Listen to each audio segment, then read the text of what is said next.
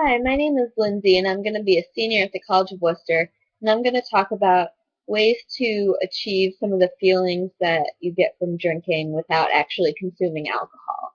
'Cause I know that's kind of a big problem for a lot of people out there, especially, people who are very emotional. I know some of the biggest reasons that people like to use alcohol to kind of cover up their problems stems from, a lot of anxiety, depression, maybe being unable to handle kind of the responsibilities of daily life or some of the, painful emotions that come with it, trying to cover those up, or maybe you don't really know how to relax otherwise, or, you know, maybe you're not the most outgoing person in the world and you're kind of shy, so it makes you kind of loosen up to talk to other people. Um, on one hand, it's okay to drink a moderate amount to, help you relax and be social, but there's a point to when it can be a problem, which I'm sure all of you know. Um, so that's why I wanted to talk about some, more natural ways to achieve some of those feelings. So first off, as far as, you know, drinking to cover up kind of negative emotions and not deal with those, it's important to, be able to think about the things that really bother you and to maybe analyze the root of the problem before you start drinking. Say, why does this make me feel this way? Kind of analyze your emotions. Are you feeling powerless? Are you feeling anxious? And what exactly is the root of that problem?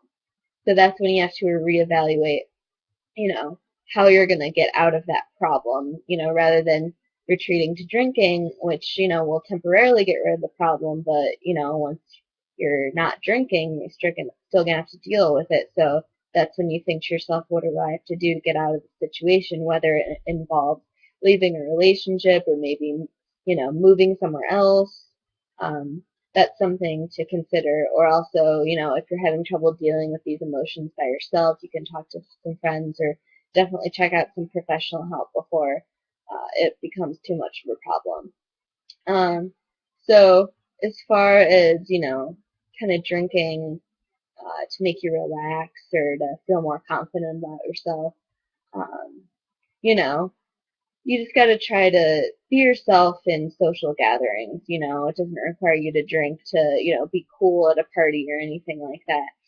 So maybe doing some things to increase your self confidence to help you socialize better. So that kind of goes hand in hand with, some of the anxiety and relaxation problems. Because if you feel like you need it to, really interact with people, you're probably anxious about those people judging you or how you're going to present yourself. Um, so you're kind of using that as an extra boost. But some other ways to kind of take care of that so that, the drinking doesn't become a problem are some relaxation things that I like to use are, deep breathing, other relaxation exercises, meditating, listening to relaxing music in the background. Um, if you're religious, maybe there's some sort of religious routine that helps calm you down if you, turn to someone for that, or pray or something. Um, Also, exercising is a huge one. I know everyone says it, but it's so true because it creates a lot of those extra hormones that make you feel happy, those feel good hormones, endorphins, serotonin, all that stuff that, is probably being released when you drink to make you feel happy. You're going to get that same effect when you're exercising. But the difference is that this is going to last you a longer time because, exercising helps to bring out so many of those hormones that it'll, if you exercise a few times a week, it's going to last longer throughout the day and for multiple days during the week. Um, so in the long run, you're actually getting more happy hormones than, just in the limited amount of time that you're drinking. Also, listening to music is a huge one.